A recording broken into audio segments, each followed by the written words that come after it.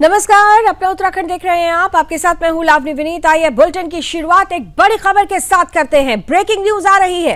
भराड़ीसैंण विधानसभा में 5 दिवसीय बजट सत्र की शुरुआत हो चुकी है। सीएम धामी ने 1 करोड़ 11 लाख से ज्यादा का बजट प्रस्तुत किया है। 5 दिवसीय ये बजट सत्र हंगामेदार शुरुआत हुई है इसकी। सीएम धामी ने गिनाई सरकार की उपलब्धियां। हम संकल्प से सिद्धि की ओर निरंतर अग्रसर हैं, ये कहना है मुख्यमंत्री पुष्कर सिंह धामी का। जनादेश को मानते हुए सबके विकास के तहत काम किया जा रहा है। तो बजट सत्र की शुरुआत हुई, बजट पेश कर दिया मुख्यमंत्री ने, लेकिन बजट हंगामेदार ये सत्र शुरू हुआ है और लगातार विपक्ष सरकार को घेरता हुआ नजर आया। इस बीच भराड़ीसैंण विधानसभा में 5 दिवसीय बजट सत्र की शुरुआत के दौरान मुख्यमंत्री पुष्कर सिंह धामी ने न केवल करोड़ों का बजट राज्यवासियों के सामने रखा, बल्कि स्पष्ट रूप से कहा कि जो उपलब्धियां हैं वो किस तरीके से राज्यवासियों के विकास के लिए मजबूत आधार बन रही है। उन्होंने कहा कि हमारा संकल्प है, संकल्प से सिद्धि की ओर, और इसी दिशा में सरकार निरंतर प्रयासरत है, सरकार निरंतर अग्रसर है।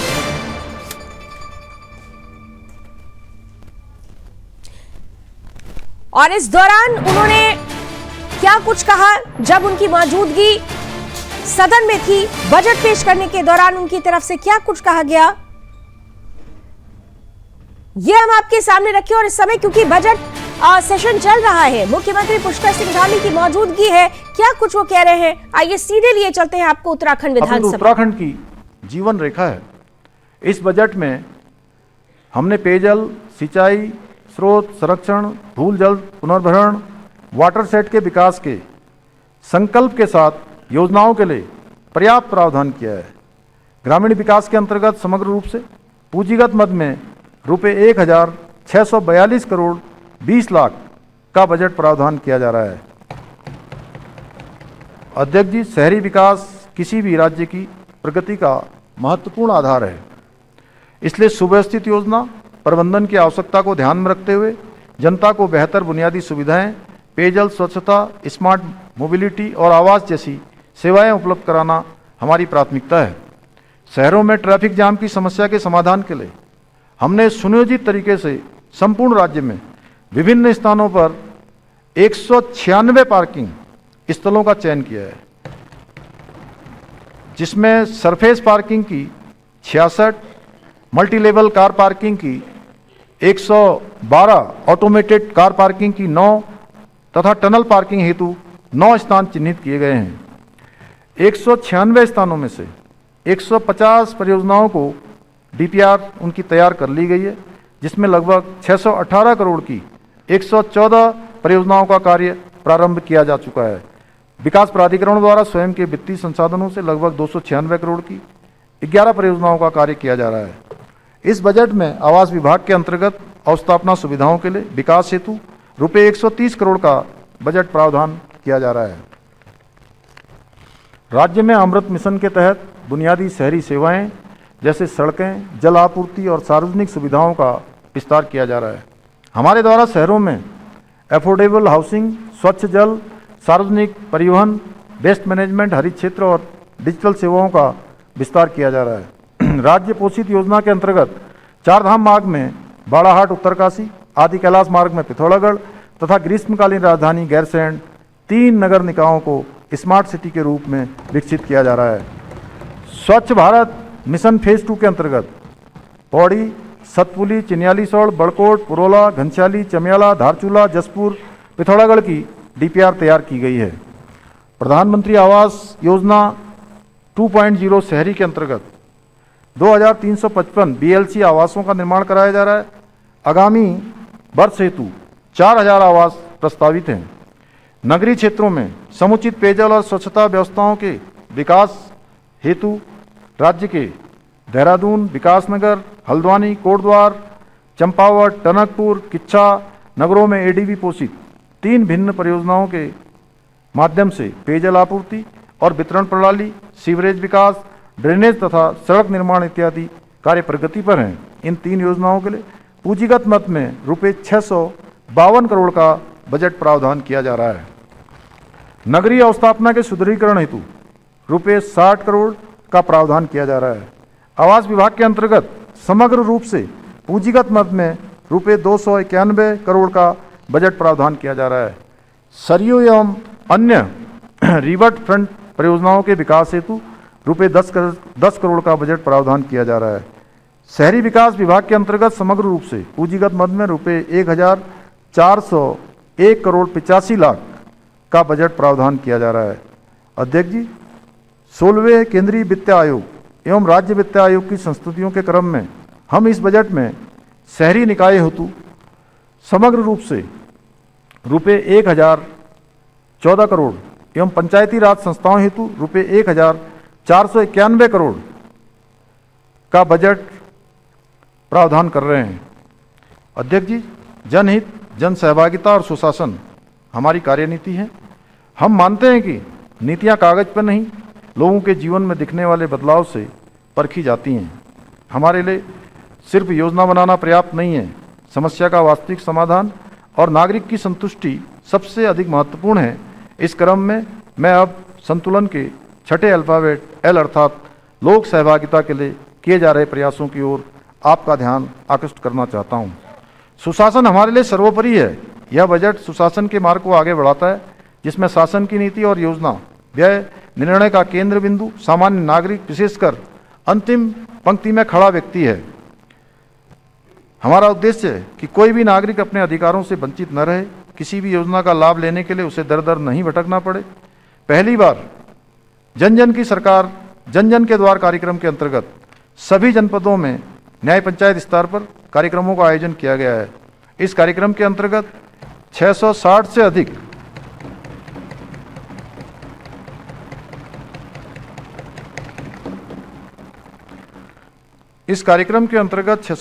अधिक शिविरों का आयोजन किया गया, जिनमें 5,33,000 से अधिक नागरिकों ने सहभागिता की तथा 33,000 से अधिक जन शिकायतों का मौके पर ही निस्तारण किया गया।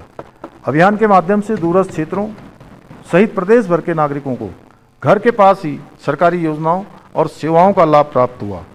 सरकार का दायित्व केवल नीतियां बनाना नहीं, बल्कि अंतिम पंक्ति में खड़े व्यक्ति तक उसका लाभ पहुंचाना है। जन जन की सरकार, जन जन के द्वार, इसी सोच का परिणाम है।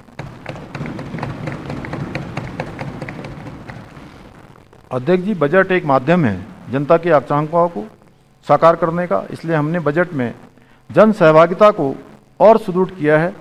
हम बजट निर्माण में न केवल जनता के सुझाव आमंत्रित करते हैं, अपितु स्वयं जनता के बीच में जाते हैं।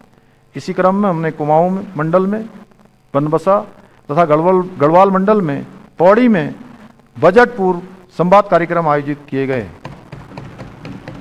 लोक सहभागिता बढ़ाने के लिए हमने विभिन्न विभागों के अंतर्गत टेक्नोलॉजी को बढ़ावा दिया है। इसी क्रम में राजस्व विभाग द्वारा 6 पोर्टल 10 जनवरी 2026 को लॉन्च किए गए हैं।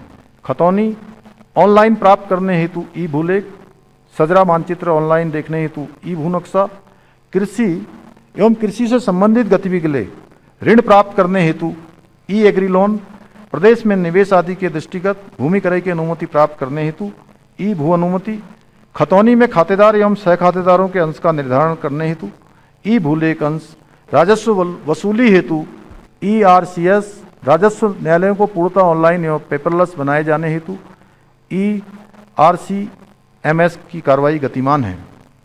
अध्यक्ष जी, डिजिटल प्लेटफॉर्म, ऑनलाइन सेवाएं और पारदर्शी प्रक्रियाएं केवल फाइलों की गति नहीं बढ़ा रहे हैं, बल्कि आम नागरिकों के आत्मसम्मान को मजबूत कर रहे हैं। अब दुर्गम क्षेत्र का व्यक्ति भी महसूस करता है कि सरकार उसके गांव की चौपाल और उसके मोबाइल दोनों पर एक साथ मौजूद है। अध्यक्ष जी, अच्छे शासन की कसौटी वही समाज होता है जहां आम नागरिक बिना डर भय के अपनी बात कह सके, उससे विश्वास हो कि सरकार उसकी शिकायत पर निष्पक्ष कार्रवाई करेगी। मुख्यमंत्री हेल्पलाइन 1905 का प्रभावी क्रियान्वयन नई सोच का प्रतीक है। नागरिक toll free call, online portal और मोबाइल एप्लीकेशन के माध्यम से अपनी शिकायतें दर्ज कर रहे हैं, जिससे सरकार और जनता के बीच संवाद, जवाबदेही और विश्वास का नया मॉडल विकसित हुआ है। भ्रष्टाचार की शिकायत के लिए टोल फ्री नंबर 1064 के प्रभावी क्रियान्वयन से हमने संदेश दिया है, अब किसी भी स्तर पर होने वाली अनियमितता, रिश्वतखोरी या दुरुपयोग पर चुप रहने और कार्यालयों को चक्कर काटने की मजबूरी नहीं है। टोल फ्री नंबर 1064 का प्रभावी क्रियान्वयन भ्रष्टाचार मुक्त उत्तराखंड के संकल्प को नागरिक सहभागिता के साथ जोड़ता है। अध्यक्ष जी, संतुलन के 7वें अल्फाबेट ए अर्थात आर्थिक शक्ति के संबंध में अवगत कराना है कि इकोनॉमी और इकोलॉजी के मध्य संतुलन बनाते हुए कृषि, उद्योग और पर्यटन तीनों ग्रोथ ड्राइवर्स को समुचित प्राथमिकता देते हुए विकसित भारत के लक्ष्यों के साथ उत्तराखंड के विकास की रणनीति को संबद्ध करते हुए आर्थिक शक्ति के रूप में उत्तराखंड को स्थापित करना हमारा परम ध्येय है। इसी क्रम में मानव पूंजी में निवेश, क्षमता संवर्धन, पूंजीगत व्यय में वृद्धि, निर्बाध एवं सुरक्षित संयोजकता एवं प्रौद्योगिकी आधारित विकास और स्टार्टअप इकोसिस्टम को एकीकृत दृष्टि के साथ विकसित करने का कार्य किया जा रहा है। हम प्रतिस्पर्धी अर्थव्यवस्था की चुनौतियों का सामना करते हुए नए अवसरों का लाभ प्रदेश को दिलाने के लिए प्रतिबद्ध हैं। स्थानीय संसाधनों, उद्यमिता और नवाचार की शक्ति से एक आशापूर्ण परिवेश निर्मित हो रहा है। अध्यक्ष जी, सुशासन हमारा जीवन मंत्र है। कुशलता, जवाबदेही, पारदर्शिता और संवेदनशीलता हमारी प्रशासनिक व्यवस्था के मार्गदर्शक हैं। ई गवर्नेंस का प्रभावी क्रियान्वयन शासन को सेवा में बदल रहा है। पारदर्शी व्यवस्था, तकनीकी आधारित शासन, वित्तीय सुप्रबंधन, सर्वस्पर्शी विकास के माध्यम से जनता का विश्वास शासन प्रणाली पर लगातार बढ़ रहा है। इसी क्रम में संतुलन के 8वें अल्फाबेट एन अर्थात न्यायपूर्ण व्यवस्था की ओर ध्यान आकृष्ट करना चाहता हूँ। न्यायपूर्ण व्यवस्था के लिए आवश्यक है कि कानून समान रूप से लागू हो, निर्णय पूर्वाग्रह रहित हो, व्यक्ति अपनी सामाजिक या आर्थिक स्थिति के कारण न्याय से वंचित न रहे। हमने अनेक योजनाओं के माध्यम से न्याय, गृह, समाज कल्याण, जनजाति कल्याण, अल्पसंख्यक कल्याण सहित अन्य विभागों में आवश्यक प्रावधान किए हैं। शिक्षा, स्वास्थ्य, कौशल विकास और आजीविका आदि के क्षेत्र में सामाजिक न्याय को आर्थिक अवसर में बदलने का प्रभावी साधन है। शिक्षा एवं कौशल विकास, सामाजिक सुरक्षा योजनाएं, असंगठित क्षेत्र के श्रमिकों के कल्याण की योजनाएं आदि को ध्यान में रखकर किए जा रहे बजट प्रावधान इस दिशा में सशक्त पहल है। इस बजट में यथास्थान ऐसे अनेक प्रावधान किए जा रहे हैं। देवभूमि उत्तराखंड के मूल स्वरूप को अक्षुण्ण बनाए रखने के लिए हम कृत संकल्प हैं। अतिक्रमण मुक्त उत्तराखंड के लिए नदियों, नालों, तालाबों, सरकारी और वन भूमि पर अतिक्रमण हटाने के लिए राजस्व, वन, सिंचाई और शहरी विकास विभागों की संयुक्त कार्य योजना लागू है। राज्य की सरकारी भूमि अतिक्रमण मुक्त करने की दिशा में हमने महत्वपूर्ण प्रगति की है। देवभूमि परिवार योजना के अंतर्गत राज्य का एक एकीकृत, व्यापक एवं गतिशील परिवार आधारित डाटाबेस का निर्माण किया जा रहा है। आगामी वित्तीय वर्ष में इस योजना को लागू किया जाएगा। इस बजट में देवभूमि परिवार योजना के अंतर्गत लगभग रुपये 10 करोड़ 17 लाख का बजट प्रावधान किया जा रहा है। हमारा ध्येय है उत्तराखंड ऐसा राज्य बने जहां हर नागरिक सिर ऊंचा रखकर जी सके, ज्ञान, अवसर तथा न्याय सबके लिए मुक्त और सहज हो, जहां मानवीय संवेदनाओं का दिया अखंड जलता हो और हृदय वसुधैव कुटुंबकम भाव से धड़कता हो। यह बजट रोजगारपरक विकास को नई दिशा देने वाला है। हमारा लक्ष्य है कि युवाओं को अपने गांव, अपने जिले, अपने राज्य में सम्मानजनक रोजगार और स्वरोजगार के अवसर मिले ताकि पलायन रुके और रिवर्स माइग्रेशन को बढ़ावा मिले। रोजगार आधारित विकास के लिए हमारा संकल्प है कि सिर्फ रोजगार नहीं बल्कि रोजगार के अवसरों की श्रृंखला तैयार करनी है। इस बजट में कौशल विकास, उद्योग, एमएसएमई, पर्यटन, कृषि आधारित इकाइयाँ और सेवा क्षेत्र को इस तरह प्रोत्साहित किया गया है कि नए उद्यम सृजित हों, पुराने उद्यमों को नई रफ्तार मिले और युवाओं के लिए स्थायी रोजगार के व्यापक अवसर उपलब्ध हों। राज्य की विशिष्ट परिस्थितियों को देखते हुए उत्तराखंड कौशल विकास मिशन, मुख्यमंत्री रोजगार मिशन 2.0, वीर चंद्र सिंह गढ़वाली पर्वतीय पर्यटन रोजगार योजना, एमएसएमई और स्टार्टअप नीतियाँ आदि कार्यक्रमों को इस बजट में सुदृढ़ किया जा रहा है। अध्यक्ष जी, विभिन्न स्वरोजगार योजनाओं के माध्यम से हमने उद्यमिता विकास के अनुरूप परिवेश का निर्माण किया है। अर्थव्यवस्था में युवा, उद्यमी, प्रगतिशील कृषक आदि के सशक्त योगदान के लिए राह प्रशस्त है। इसका परिणाम यह देखने में आ रहा है कि ब्रेन ड्रेन अब ब्रेन गेन में बदल रहा है। अनेक उद्यमशील प्रवासी अपनी जड़ों से जुड़ रहे हैं। उद्यमशीलता के परिवेश की पहचान यही होती है, हौसलों के साथ सरकार खड़ी होती है। अध्यक्ष जी, विकसित उत्तराखंड की संकल्प सिद्धि के लिए संकल्प मॉडल के उपरांत रोजगार योजनाओं की ओर आपका ध्यान आकृष्ट कर रहा हूं। क्या हुआ, अभी तो 1 घंटा ही हुआ है, जल्दी कर दिया हमने ना। वो बहड़ जी से कह रहा हूं मैं ना।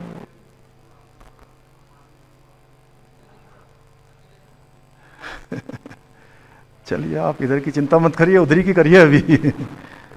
अध्यक्ष जी, विकसित उत्तराखंड की संकल्प सिद्धि के लिए मॉडल के उपरांत रोजगार योजनाओं की ओर आपका ध्यान आकृष्ट कर रहा हूं। रोजगार सृजन एवं उद्यमिता विकास के दृष्टिगत मुख्यमंत्री युवा भविष्य निर्माण योजना 10 करोड़, मुख्यमंत्री जनजाति रोजगार उत्कर्ष योजना एवं मुख्यमंत्री स्वावलंबी बंदी कौशल विकास योजना प्रस्तावित कर रहे हैं। नई मांग के माध्यम से ITI उन्नयन हेतु PM सेतु के अंतर्गत समग्र रूप से 20 करोड़ एवं सेंटर ऑफ एक्सीलेंस एवं क्षमता विकास के अंतर्गत रुपये 80 करोड़ का बजट प्रावधान किया जा रहा है। आदरणीय अध्यक्ष जी, यह बजट केवल संख्याओं, योजनाओं और घोषणाओं का संग्रह नहीं है, अपितु 1.25 करोड़ नागरिकों का साझा विजन है। यह बजट विकास व विरासत, संस्कृति व आधुनिकता, अध्यात्म व विज्ञान का संतुलित संगम है। हम वित्तीय अनुशासन, समावेशी विकास, समग्र विकास, पर्यावरण संरक्षण और सहभागी शासन के आधार स्तंभों पर समस्या समाधान और निस्तारीकरण के मूल मंत्र के साथ विकसित उत्तराखंड की परिकल्पना को साकार करने का प्रयास कर रहे हैं।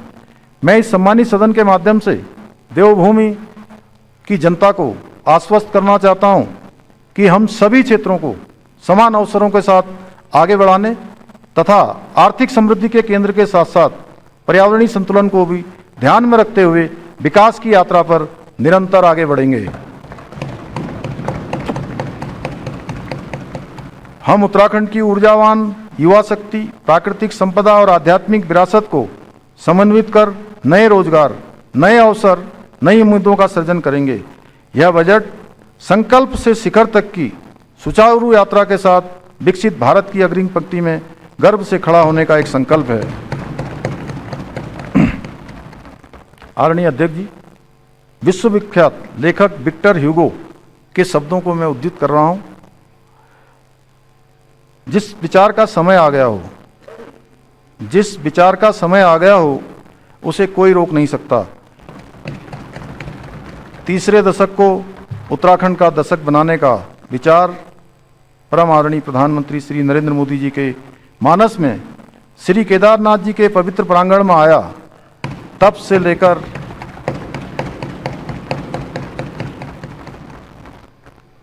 लेकर आज तक हम अनेक सामाजिक आर्थिक संकेतकों में तीव्र प्रगति की ओर अग्रसर हैं।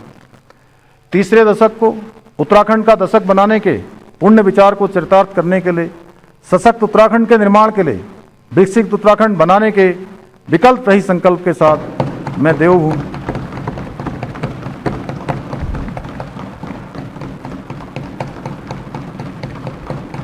बजा लो और जोर से बजा लो एक बार पहले, अब खत्म होने वाला है।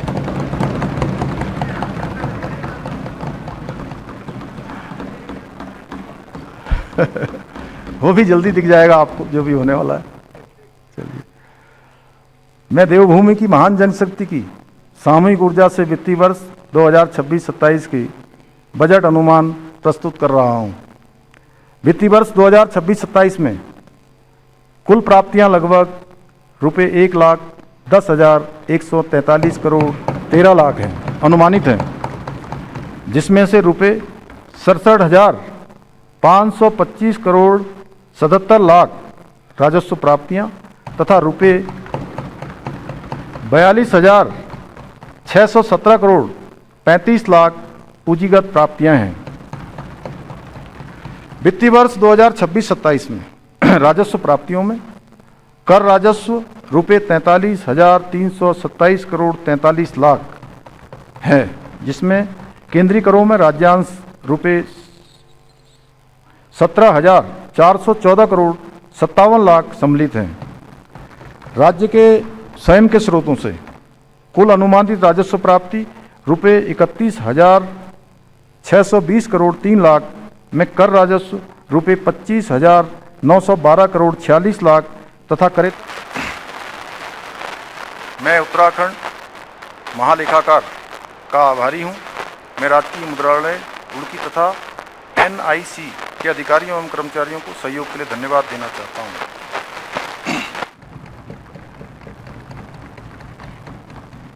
वित्त विभाग के अधिकारियों एवं कर्मचारियों ने बजट तैयार करने में जो सहायता मुझे दी है उसके लिए मैं उनका हार्दिक आभार प्रकट करता हूं। मैं उत्तराखंड महालेखाकार का आभारी हूं। मैं राजकीय मुद्रालय रुड़की तथा NIC के अधिकारियों एवं कर्मचारियों को सहयोग के लिए धन्यवाद देना चाहता हूं। विरासत है धरोहर है, नवाचार की पैमाइश है, विकसित उत्तराखंड बनाने के लिए बजट में आजमाइश है।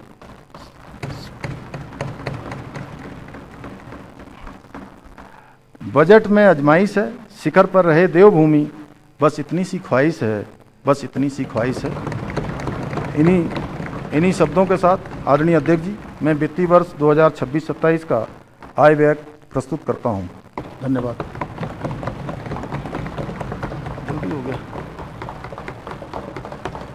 अब हम उठते हैं कल 11 बजे तक के लिए।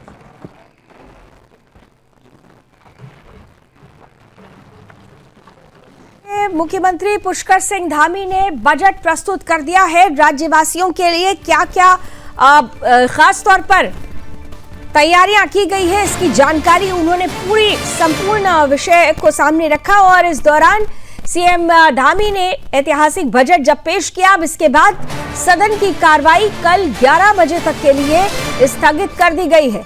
कल निर्धारित समय पर दोबारा कार्रवाई शुरू होगी 11 बजे तक के लिए। कल 11 बजे तक के लिए यानी मंगलवार 11 बजे तक के लिए सदन की कार्रवाई स्थगित कर दी गई है। मुख्यमंत्री पुष्कर सिंह धामी ने ऐतिहासिक बजट पेश किया है। आप उनको अभी सीधा सुन रहे थे। उन्होंने स्पष्ट रूप से कहा कि जो उद्देश्य और लक्ष्य है वो राज्य का विकास है और राज्य के विकास के लिए जो तमाम जरूरी योजनाएं हैं उनको अमली जामा पहनाने के लिए कई प्रावधान किए गए हैं। बजट में अलॉटमेंट किया गया है। उन्होंने विस्तार से उस अलॉटमेंट को बताया। कुल मिलाकर सीएम धामी का बजट ऐतिहासिक माना जा रहा है। हालांकि विपक्ष इस पर विरोध जरूर कर रहा था, राजनीति जरूर शुरू हुई है। फिलहाल सदन की कार्यवाही कल 11 बजे तक के लिए स्थगित कर दी गई है। और बजट क्योंकि ऐतिहासिक है, क्या कुछ खास इस बजट में उत्तराखंड के लोगों को मिलने वाला है, राज्यवासियों को मिलने वाला है, तो देखिए क्या है। ईजा बोई शगुन योजना, बजट में क्या क्या मिला है हम इसकी जानकारी दे रहे हैं। ईजा बोई शगुन योजना जिसमें 14.13 करोड़ रुपए आवंटित किए गए हैं। मुख्यमंत्री बाल पोषण योजना, ये बहुत महत्वपूर्ण योजना है क्योंकि इसे लेकर आपको याद होगा कि बच्चों के पोषण को लेकर लगातार विपक्ष सरकार पर प्रहार कर रहा था और ऐसे में बजट को बढ़ाया गया है पिछली बार की तुलना में। मुख्यमंत्री बाल पोषण योजना 25 करोड़ इसके लिए प्रावधान है। इसके अलावा मुख्यमंत्री आंचल अमृत योजना जिसके लिए 15 करोड़ रुपए आवंटित किए गए हैं बजट में। मुख्यमंत्री बाल एवं महिला विकास निधि 8 करोड़ का प्रावधान है। साथ ही साथ अनुसूचित जातियों को 2400 करोड़, अनुसूचित जनजातियों को 746.75 करोड़ और इसके साथ ही साथ अल्पसंख्यकों के लिए 98 करोड़ का प्रावधान रखा गया है। इसके अलावा स्वास्थ्य विभाग में क्या क्या खास राज्य को मिला है, क्या प्रावधान है। बागेश्वर में जिला चिकित्सालय, डोईवाला, हरिद्वार, उत्तरकाशी, अल्मोड़ा, देहरादून, टिहरी, नैनीताल में अस्पताल समेत कई योजनाओं पर काम चल रहा है। स्वास्थ्य विभाग को 4252.50 करोड़ आवंटित किए गए हैं और इसी के साथ साथ पूंजीगत मद में 195 करोड़ का प्रावधान रखा गया है। अब संतुलन बजट पेश हुआ है। अटल आयुष्मान योजना के लिए 600 करोड़ का प्रावधान है। खाद्यान्न योजना के अंतर्गत 25 करोड़ रखे गए हैं। पीएम आवास योजना के लिए 298.45 करोड़ आवंटित किए गए हैं। पीएम आवास 56 करोड़, ईडब्ल्यूएस के लिए 25 करोड़, यानी जो ईडब्ल्यूएस के में आने वाले 56 करोड़ हैं उनके लिए 25 करोड़ का प्रावधान है। परिवहन निगम की बसों में निःशुल्क यात्रा के लिए भी बजट अलॉट किया गया है। वित्तीय वर्ष 2025-26 में 16,961.3 करोड़ का प्रावधान रखा गया। धीरे धीरे देखिए, संतुलित बजट इसे कहा जा रहा है। उत्तराखंड का संतुलित बजट क्या है? एस फॉर समावेशी विकास, ए फॉर आत्मनिर्भर, एन फॉर नई सोच, टी फॉर तीव्र विकास। थोड़ा धीरे धीरे चलाइए ताकि हमारी जनता इस चीज को समझ सके। उत्तराखंड के लोगों की बात है ये। यू की बात की जाए तो उन्नत गांव और शहर। एल का मतलब हुआ लोक सहभागिता, ए का मतलब हुआ आर्थिक शक्ति और एन का मतलब हुआ न्यायपूर्ण व्यवस्था।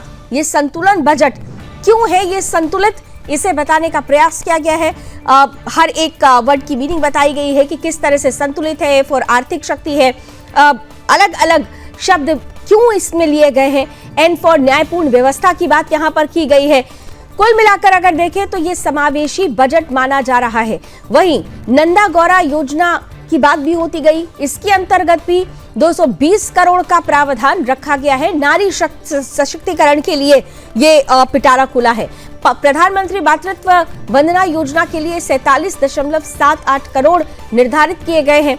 मुख्यमंत्री बाल पोषण योजना के अंतर्गत 25 करोड़ आवंटित किए गए हैं। तो नारी सशक्तिकरण के लिए, बाल विकास के लिए भी सरकार पूरी तरह से प्रतिबद्ध है और यही वजह है कि सरकार ने पिछली बार की तुलना में बजट बढ़ा दिया है इस क्षेत्र में।